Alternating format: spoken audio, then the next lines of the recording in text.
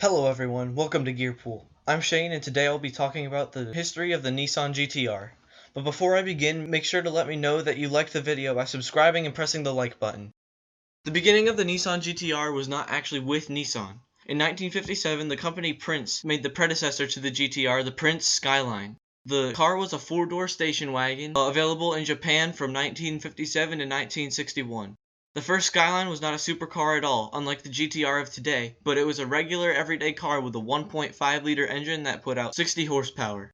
The Skyline didn't even get racing stripes until 1964, when the GT Skyline was released. The Prince GT Skyline was the beginning of the Skyline as a performance car.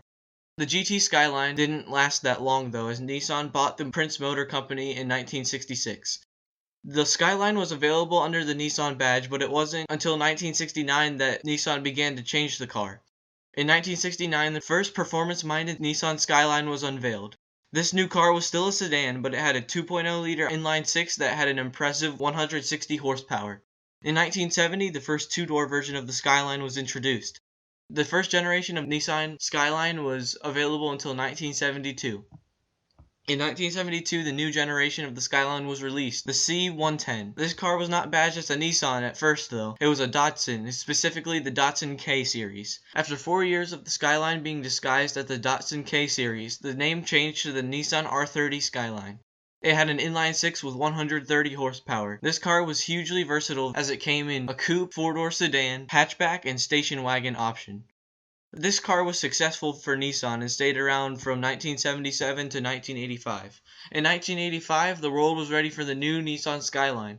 That car was the R31 Skyline, which was a little bigger, boxier, and heavier than the previous generation, but it was the first Skyline with the GTR's famous red cam covers on the engine, making the engine dubbed the Red Top engine. Speaking of the engine, the inline-six had 210 horsepower. This car was also the first Nissan Skyline with Nissan's induction control system. This car lasted until 1989. The Nissan Skyline had been many vehicles up to this point. The R30 Skyline had come in a very wide range of options, and the performance of the R31 Skyline was way above that of the Prince Skyline back in 1957. The car had filled many roles, but not the role of a high-performance car. The R32 Skyline was the first to bear the GTR badge. This car had four-wheel drive and an inline-six that had 276 horsepower. This car outperformed all other Skylines by a long shot. Up to this point, the Skyline had remained in Japan and still was not sold in America, but the Americans loved this car so much that a few of them went through the legal and logistical hassle to import the car to the US. The R32 Skyline GTR went racing in the Japanese Touring Car Championship and won every race it entered from 1990 to 1993 when the production was ended. Delayed by almost 2 years, the new R33 Skyline GTR was released in 1995. The new car had an inline-six that had slightly improved 300 horsepower. The R33 GTR had a lot of upgraded engineering in it, with better weight distribution, improved stiffness, and better traction control in its four-wheel drive system. With these new changes, the Skyline GTR was faster than ever, with a 0 to 60 time of 5.3 seconds and a top speed of 157 miles per hour. This car was taken to the 24-hour at Le Mans in 1996 with the Nismo badge, the first ever Nismo seen on a GTR. The R33 Skyline GTR was produced until 1999. At this time, the R34 Skyline GTR came out, ready to hit the road. This car had the typical inline-six with 327 horsepower. With its shorter wheelbase and better aerodynamics, the R34 GTR could push out a 0-60 time of 5.2 seconds. The R34 Nissan Skyline GTR is highly respected among the car community, especially in America. This car is rare in the US because it had to be imported and changed to meet the US emission standards. This car was a performance machine, achieving heights never envisioned in 1957 with the Prince Skyline sedan. The R34 GTR ended in 2002. The 2002 Skyline GTR was the last Skyline made. For 6 years, there was no major performance car from Nissan. The world was without the Skyline, and that meant a lot, as the Skyline had been on a consecutive run of almost 30 years and an overall run of 45 years.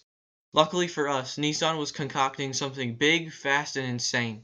This new GTR, the R35 GTR, had a 3.8-liter twin-turbo V6 with 473 horsepower.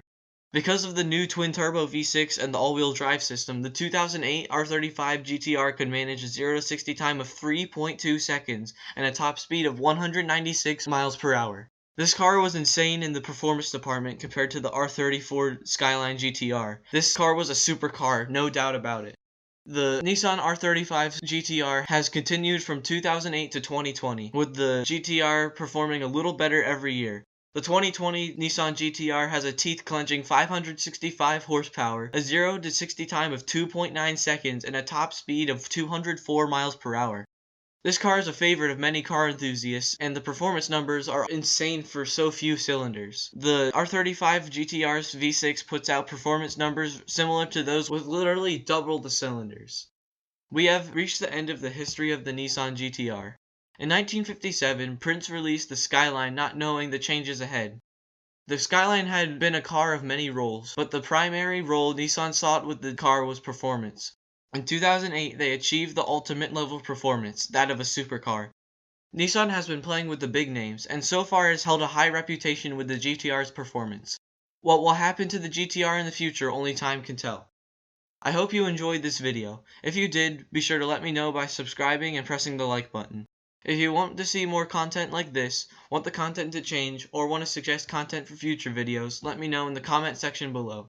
Thank you for watching and have a great day.